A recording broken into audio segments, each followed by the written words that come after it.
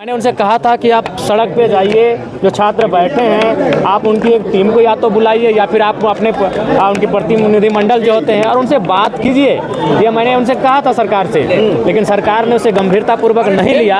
आज उसका एक दुष्परिणाम हुआ कि जो छात्र अपने सुनहरे भविष्य की तैयारी कर रहे हैं आज वो सड़कों में पीटे जा रहे हैं, घसीटे जा रहे हैं, चोटिल हो रहे हैं, जख्मी हो रहे हैं। ये इस राज्य के लिए दुर्भाग्य का विषय है। सदन के अंदर आपका रुख क्या रहेगा? देखिए, सदन के अंदर हमारा रुख बहुत ही कड़क रहेगा। इस विषय में हम छात्र के मुद्दों को बहुत ही गंभीरतापूर्वक सदन के पटल पर रखने का कार्य करेंगे। जयराम जी, कई छात्र अस्पताल में जेरे इलाज हैं, आप देखने जाएंगे? जी हाँ, कल के बाद उनसे मुलाकात करने के लिए जाएंगे। जैसे ही हम रांची छोड़ेंगे उनसे मिलने जाएंगे। पक्ष के लोग कह रहे हैं कि पूरी तरह से राजनीति हो रही है, कोई मुद्दा ही नहीं है आप लोगों के पास। देखिए, सबसे पहली बात, जब भी कोई सरकार में आती है तो अपनी त्रुटियों को, अपनी खामियों को बचाने के लिए सरकार इसी प्रकार का बयान जारी करती है, जो कि दुर्भाग्यपूर्ण है। उन्हें इन परिस्थितियों का सामना करना चाहिए, वह परिस्थितियों से भाग रही है। राज्यपाल के अभिभाषण में क्या ऐसा लगा, कुछ बताइए आपको, देखिए, जिससे आप सहमत नहीं हैं? देखिए, राज्यपाल का अभिभाषण बिल्कुल उन्होंने जो अभिभाषण कहा उसमें बहुत बेहतरीन बातें रही और जो झारखंड के ज्वलंत मुद्दे हैं उन विषयों को उन्होंने सुझाया, उस दिशा में कार्य करने का उन्होंने पहल करने का आश्वासन दिया है। तो निसंदेह आज राज्यपाल महोदय का जो अभिभाषण रहा वो राज्य के लिए संतोषजनक रहा। बजट पर क्या कहेंगे? देखिए, बजट पर अभी चर्चा होगी, बजट पर उसके बाद ही हम कुछ कहेंगे। भैया, योजना की राशि जिस तरीके से आपको लग रहा है कि ये मैनेज करना आसान नहीं, आसान नहीं होगा। उसके लिए आपको कटौती करना होगा, हो सके उसके लिए आपको माने बहुत सारी ऐसे विषय हैं, ऐसे सेक्टर्स हैं जहां आपको बहुत कटौती करना होगा। जयराम जी, आपका क्या स्टैंड रहेगा?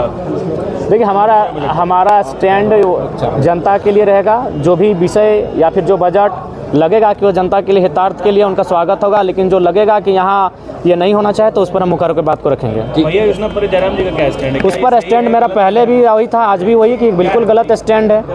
आप 18 साल की लड़की को अगर 2,500 रुपये फ्री में देंगे तो जाहिर सी बात है वो अपनी प्रतिभा को कहीं ना कहीं खो देगी और कहीं ना कहीं वह आलस स्वभाव की हो जाएगी। मतलब वो तो कह रहे हैं कि सशक्तिकरण के लिए दिया। नहीं, सशक्तिकरण नहीं है, बिल्कुल महिलाओं की सशक्तिकरण का मतलब उन्हें पढ़ाइए, आप सुरक्षा को मजबूत कीजिए। जब एक बेटी 12 बजे रात को भी घर से बाहर जाए तो उसे ये भय ना लगे कि उसके साथ रास्ते में कोई घटना घट सकती है। सशक्तिकरण का मतलब फ्री में 2,500 रुपया देना नहीं होता है। सशक्तिकरण का मतलब होता है उसे मानसिक रूप से, शारीरिक रूप से और सामाजिक रूप से मजबूत बनाना। माने आप इसका विरोध कर रहे हैं मैया समाज? हाँ, बिल्कुल। इस पर क्या असर पड़ेगा इसका? सरकार के बजट पे ही असर पड़ेगा। सरकार को मैया सम्मान योजना को बरकरार रखने के लिए बहुत सारे विषय हैं जिनमें कटौती करनी होगी। अभी हाल ही फिलहाल पेपर में पढ़ रहे थे कि कुछ कई हजार बच्चों का जो मिड डे का मील है वो नहीं दिया जाएगा। वो मिड डे का मील इसलिए नहीं दिया जाएगा कि उस पैसे को मैया सम्मान की भरपाई में योगदान दिया जाएगा।